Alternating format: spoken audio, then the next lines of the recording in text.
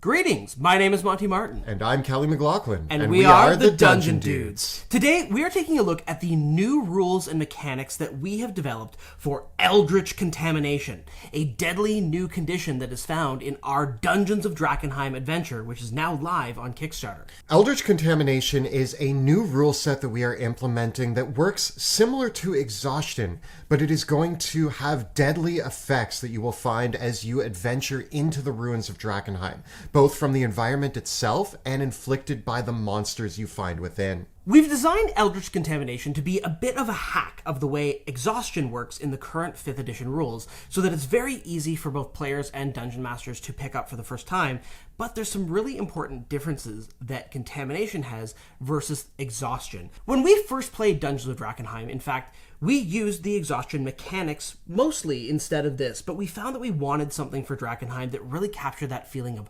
otherworldly radiation. This is why it was really important to us that Eldritch Contamination works a little differently than any poisons, diseases, or other features that you may have seen in D&D prior to this. The idea here is that no existing spell or ability can undo Eldritch Contamination. Part of the reason for this is we want the story of Drakkenheim to drive you to discover within the setting itself the ways to combat and deal with Eldritch Contamination so that you can progress further into the city. Now, let's take a look at what's actually going to happen when your characters gain Eldritch Contamination levels. Eldritch Contamination, like Exhaustion, is divided into 6 levels, and as you deal with the monsters, spells, and environments of Drakkenheim, you will gain levels of contamination, each one having more debilitating effects on your character. Uniquely, however, Contamination Level 1 has no positive or negative effect on your character at all. You're actually not going to start noticing the effects of contamination until Contamination Level 2, when the hit points that you regain from expending hit dice are halved. So your short rests are not going to be as effective as they used to be. At level 3, you can no longer regain hit points when you finish a long rest. However, spells and potions will still work if you need to heal yourself. At Contamination Level 4, however, all the damage you deal with weapon attacks and spells becomes halved. At level 5 Contamination, you become incapacitated. Remember that incapacitated targets can still move, they just can't take actions. And finally, unlike Exhaustion where you die at Exhaustion Level 6, at Contamination Level 6, your character undergoes a monstrous transformation and becomes a horrific creature under the control of the Dungeon Master. More about that in just a moment, though. There is another twist on top of these levels of contamination. Each time that you gain a level of contamination, you have a chance of gaining a mutation as well. Some of these mutations may be beneficial, and some of them may be detrimental. The rules for this are pretty simple. Whenever you gain a level of contamination, you roll a d6. If the number on the die is lower than the Eldritch Contamination level, you gain a mutation at random, which is a list of 20 mutations. You roll a d20 and determine which one you get. Instead of rolling, the Dungeon Master can also opt to choose the mutation if the story feels very fitting considering the circumstances under which you gained the mutation, or in which they want to be particularly malicious.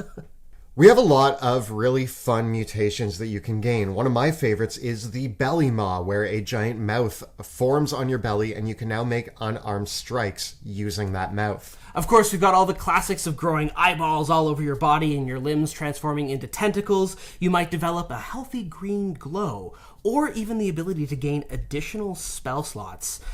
For those who are particularly unfortunate, your hair and teeth just might fall out. You could also lose all of your bones and be able to squeeze through small spaces, or the ability to fire spines from your body at your enemies. The mutations run the gamut from being beneficial to just cosmetic to being detrimental. And this is important because contamination does not heal naturally. Unlike Exhaustion, where finishing a long rest causes your exhaustion level to go down, when you're contaminated, you actually have to roll a d20 every time you take a rest, and on a 1, your contamination level automatically increases. And in addition, many of the low-level spells like Lesser Restoration, even Greater Restoration, or Dispel Magic, or Remove Curse, None of these spells will remove contamination from your character either. This is why the early levels of contamination aren't as punishing as the early levels of exhaustion are. This gives your characters a chance to reevaluate the situation in Drakkenheim and maybe get out of there before their contamination level gets too high. But all hope is not lost for your character. If you gain levels of contamination, there are many beneficial NPCs that you will be meeting along your adventure that can help you get rid of them. As well, there are spells that you can learn that we have designed for the Book of Dungeons of Drakkenheim that will help alleviate some of these problems. And as you progress further in the campaign, you're going to find new and more powerful ways of dealing with the Eldritch contamination. For example, you might learn the new 3rd level spell Purge Contamination, which is actually available to every spellcasting class in the game. If your character learns the spell, which again, you need to be taught the spell from another NPC. You can't just pick it up when you level up. This spell is a 1-hour casting time spell that does have an expensive material component, but it knocks out all your current contamination levels on the target, but swaps them for exhaustion. So you will still have to be careful here with contamination, because if you do get too contaminated, you will have to plan a careful retreat and give yourself the opportunity to recuperate. We did this intentionally because we want the contamination to kind of slow the campaign down and encourage player characters to approach exploring the city ruins in a more methodical and careful manner. This also makes it so that the end game content, which certain locations in the city are much more important and much more dire of a situation that the player characters need to build up to getting to. In order to get to some of these locations, they're going to have to discover ways to deal with contamination so that they can get to them in the first place. One of the early game mechanics that you can actually learn to help protect yourself from contamination is a new potion called Aqua Expergo. When you use this potion, you gain 3 instances where if you fail a saving throw against Eldritch contamination, you can automatically succeed, kind of giving you a buffer for those really deadly situations. Finally, characters who are really bold in their explorations of Drakkenheim may even be able to research and discover the Neutralizing Field spell, which casts a barrier of protective energy that renders anyone within it immune to contamination. Of course, this powerful spell does require concentration, and you will have to discover how to cast the spell as you progress in your adventures. So the tools, spells, and helpful non-player characters are found throughout the campaign to help your characters navigate their way through the dangerously contaminated ruins of Drakkenheim, but you will have to solve this puzzle and find out exactly the right solution for your player characters, because a full-on monstrous transformation is not a fate that you would want to wish upon anybody. It might actually end up being worse than death in some situations. And finally, for you high-level spellcasters out there, the Heal spell actually does get rid of all Eldritch contamination and cure you instantly of the problems that you're facing, as well as your mutations. And these tools are going to be important because your characters are absolutely going to want to avoid having a monstrous transformation afflict them. When a character reaches Contamination Level 6, you have 1 round to do something about it before they permanently transform into a monster under the control of the Dungeon Master. This monster can actually be anything up to the decision of the Dungeon Master. If you're protecting a low-level commoner, there's no reason why they can't turn into a challenge rating 10 monstrosity, or why your 20th level player character can't just become a lowly delirium dreg. It's totally in the Dungeon Master's hands what kind of creature comes out, although we do have a table of a few suggestions for creative Dungeon Masters. Generally speaking, in the rules that we have written, we recommend that the challenge rating and the character level roughly correspond. However, if the story demands an epic moment where the lowly civilian that you were trying to help out of Drakkenheim turns into a horrible monster that you now have to face, that might be a really cool moment. So we wanted to leave that open with a few guidelines for most general instances. A monstrously transformed creature's game statistics are entirely replaced by those of their new form. They become irrevocably mad, and the Dungeon Master decides what remains of their personality, if anything. Rendered mad by their monstrous transformation, the unfortunate character now joins the other unfortunate and wretched souls who have met this fate previously in the ruins of Drakkenheim. For, in fact, the monsters that haunt the ruins of the city all suffered this fate at one point.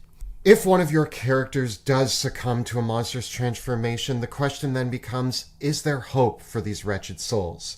And you might just have to check our book out to see what options there are.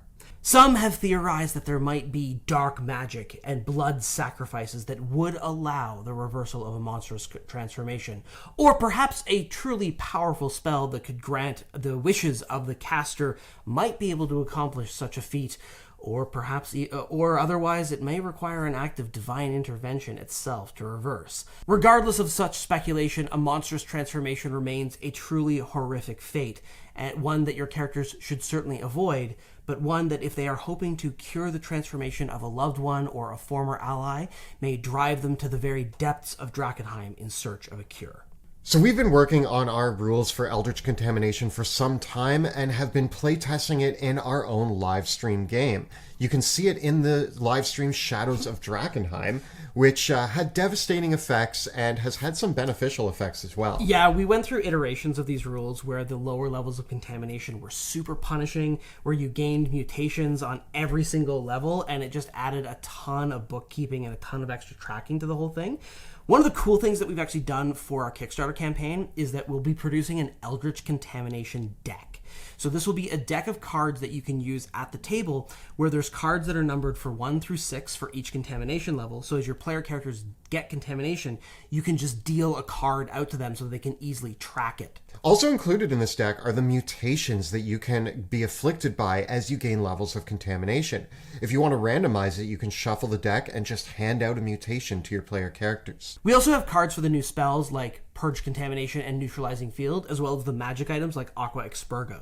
So you'll have a lot of really easy ways to keep track of this at the table, because during a Drakkenheim campaign, this mechanic is going to feel ever present. And so we wanted to make sure that the tools were there to make sure that even while you were playing, it wasn't going to bog down play. Because for us, that was a really key thing that we found in playtesting, where the more detrimental it was and the more times you had to roll on tables and things like that, it just really slowed things down. So we hope that this is going to be really lightweight and fast.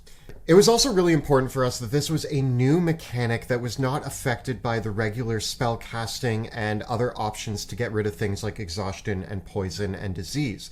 This mechanic was specifically designed for this campaign and is baked into the world and lore of Drakkenheim as a new thing that has surfaced that people are trying to figure out how to deal with. One of the problems of the campaign is working with the factions and the other NPCs to try to figure out what is to be done. How can you get deeper into the city?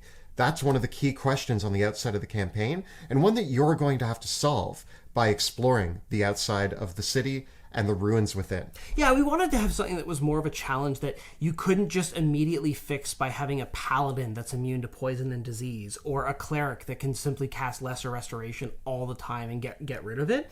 We wanted something that would have a lasting effect and mean that characters would have to think very, very carefully, because this maps on top of the general effect of the haze across all of the city of Drakkenheim, which means your characters can't take a long rest in the city either.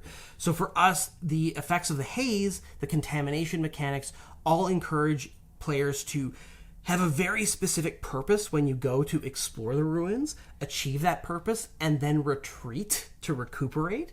And we're really excited about that kind of mechanic and that dynamic at the table, because for us, it made it really meaningful exploring the city. Every time was a challenge, and every character had to always be thinking about, oh, what's going to happen if we have to escape really, really quickly? We've worked really hard on testing and refining this mechanic for play at the table, for ease of use and the impact it has on the adventure as a whole. We're so excited to share this with you, and let us know your thoughts on our Eldritch Contamination system in the comments below. Our Kickstarter campaign for Dungeons of Drakkenheim is going to be live through to the end of July. So you can follow the links as well, or visit Drakkenheim.com to back the project on Kickstarter. We have already blown through so many of our stretch goals and are so grateful to the amazing support of all of our backers and our patrons and those who have left comments in support of this project. It has been such an amazing experience so far, and we are so looking forward to getting this book in your hands. And lastly, if you want to see Eldritch Contamination in use, check out our campaign Shadows of Drakkenheim, which is airing on Tuesday nights on Twitch. But you can also catch up on Season 1, which the book that we are releasing is based on, and Season 2, Shadows of Drakkenheim, to see how the world of Drakkenheim feels and how contamination might affect you. Thank you so much for watching, and we'll see you next time in the Dungeons of Drakkenheim.